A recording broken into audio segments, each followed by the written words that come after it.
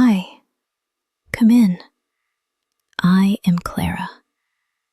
Wherever you're watching from, receive my love. There's a moment she still carries.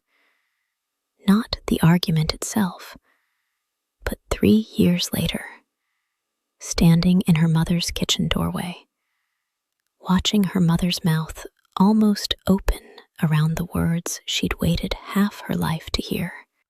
I'll get to that. But first, you should know what she'd been waiting for.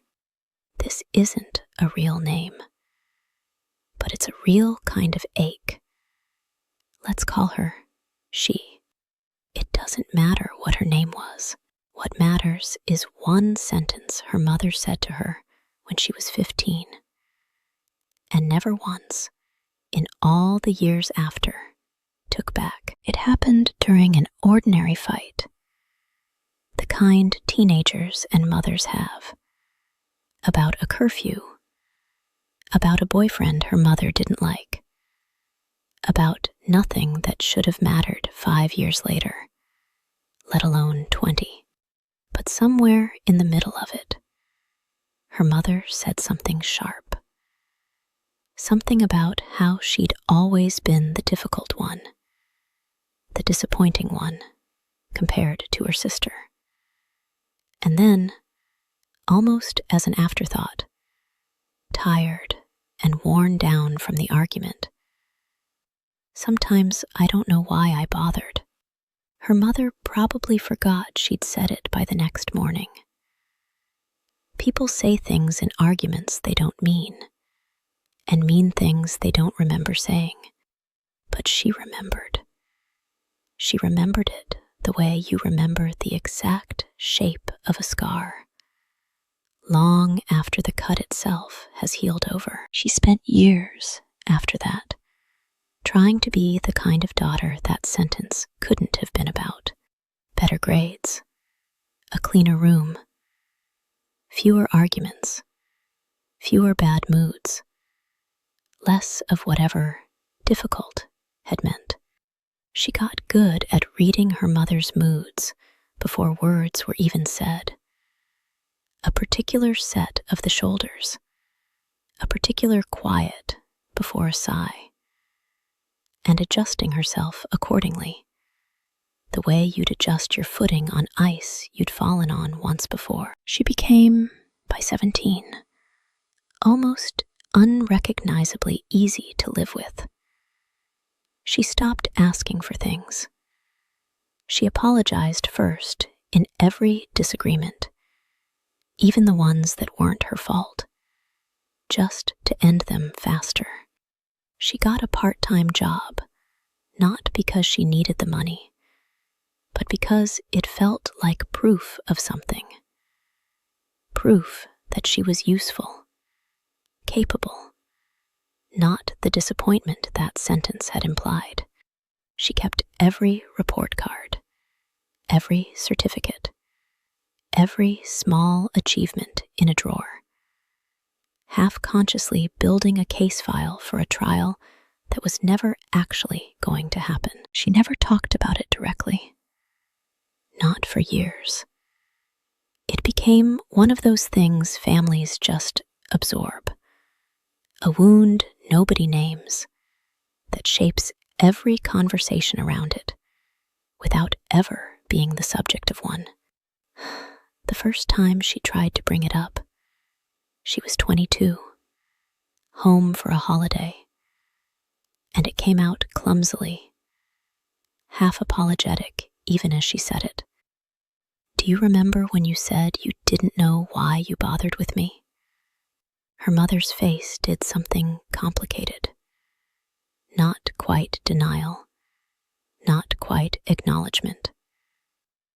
I don't remember saying that. I'm sure I didn't mean it like it sounded. That was it. No apology. Just a soft, deflecting correction. As if the problem had been her memory of the moment, rather than the moment itself. She let it go that time.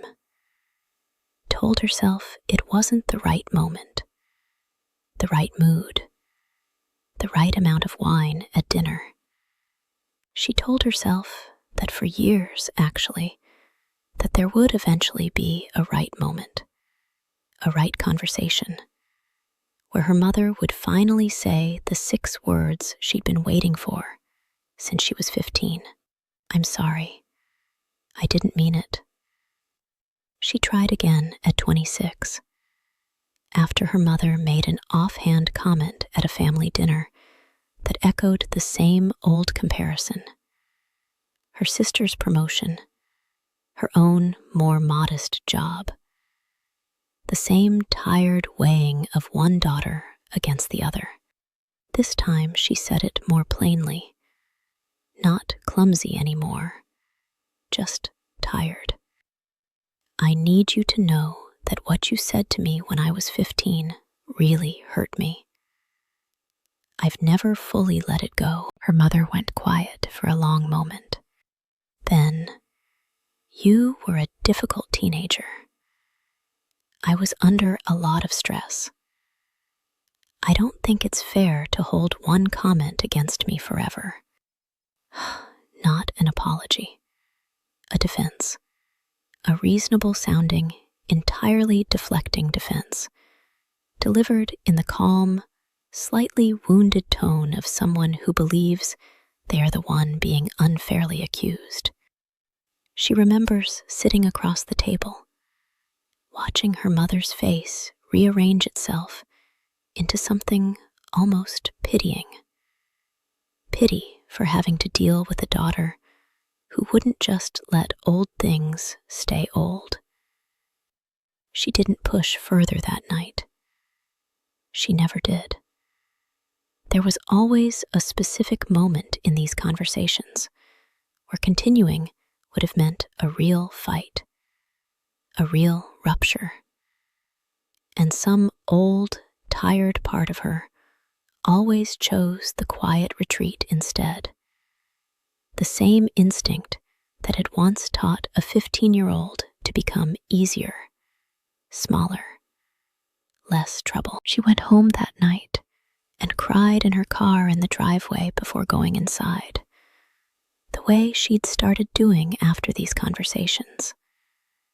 Not dramatically, just quietly, the kind of crying that doesn't want an audience, not even her own reflection in the rearview mirror, but the real moment, the one I mentioned at the beginning, hadn't happened yet.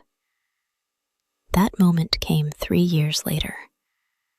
Her father had just had a small health scare, nothing catastrophic, but enough to rattle everyone. Enough to put the whole family briefly back in one house together, tending to him, tired, running on too little sleep. She was standing in the kitchen doorway one night, exhausted, holding a mug of tea she didn't really want, when her mother came in behind her. There was a long pause. Her mother's mouth opened slightly, the way it does right before someone says something they've been holding on to. Her whole body went still, waiting. This is it, she remembers thinking. After everything, this is finally it. Her mother said, "There's more tea in the pot if you want it." And then she left the room. That was it. Not cruelty, not even coldness exactly, just nothing. An entirely ordinary sentence about tea, delivered at the exact moment her body had braced itself, one more time, for an apology that was never coming. This was the moment, the one from the beginning. Not the 15-year-old's original wound, not the 2 failed attempts at 22 and 26. This, a doorway, a mug of tea, and the quiet, final understanding that her mother was simply never going to say those 6 words. Not because she didn't love her, because some people are constitutionally unable to say, "I was wrong," even when they clearly know it. Even when the person standing in front of them has spent 20 years waiting. She stood in that kitchen for a long moment after her mother left the room. And something in her finally, quietly, let go of the timeline she'd been unconsciously running her whole adult life.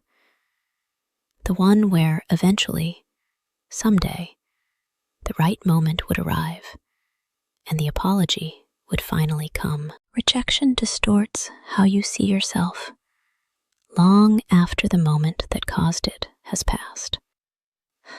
She'd spent years treating her mother's silence as proof that the original comment had been true, that she really had been the difficult one, the disappointing one, when the truer explanation had nothing to do with her at all.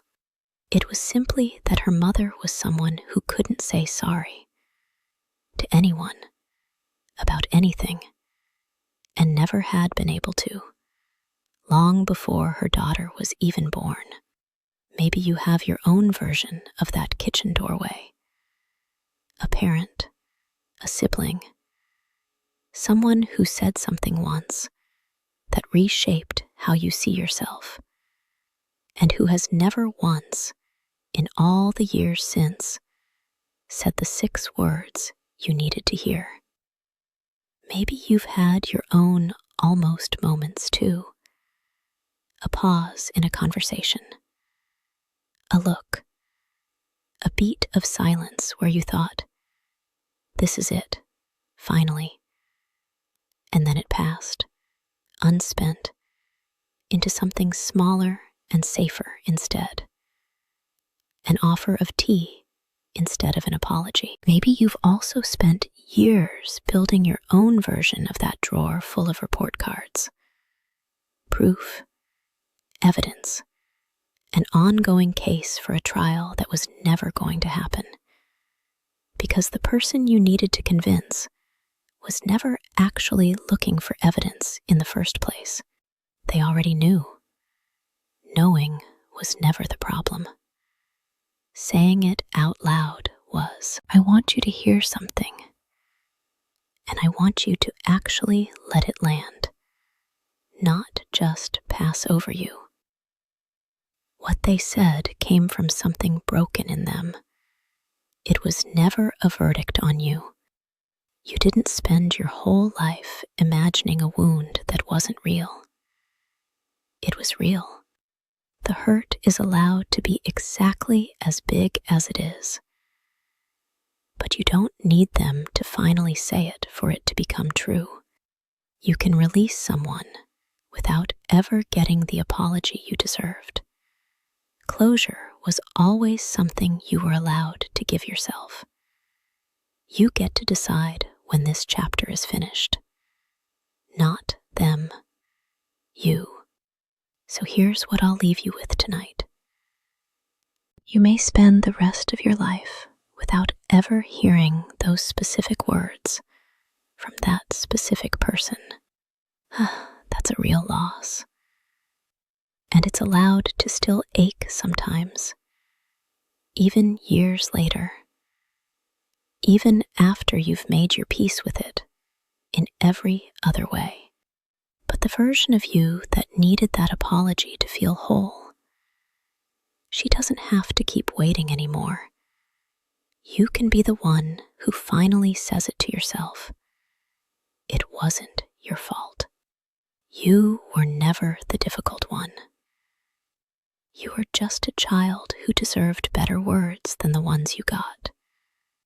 And if part of you is still, even now, quietly rehearsing the version where they finally say it, the version where they sit you down and admit exactly what they got wrong, you're allowed to let that version go too. Not because it wasn't fair to want it, because you've waited long enough, and you deserve to stop waiting. Let it be quiet now. Let it be finished. Thank you for relaxing with me tonight. I hope you're feeling calm and peaceful. Sleep well, sweet dreams, and I'll see you again very soon. Good night.